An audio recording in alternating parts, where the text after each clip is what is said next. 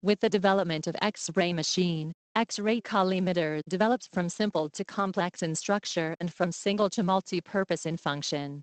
According to the driving mode of lead leaf opening and closing of beam limiter, it can be divided into manual X-ray collimator, electric X-ray collimator and full automatic X-ray collimator.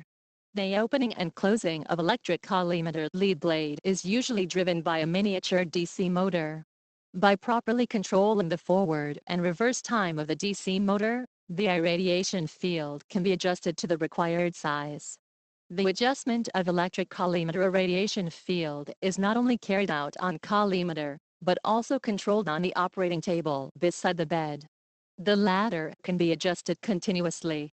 Besides, there are various fixed size irradiation field selection buttons.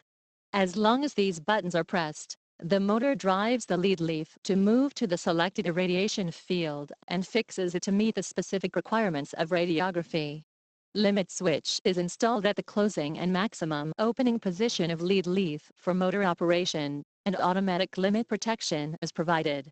If you want to know more about Nahig electric collimator, please contact our customer service.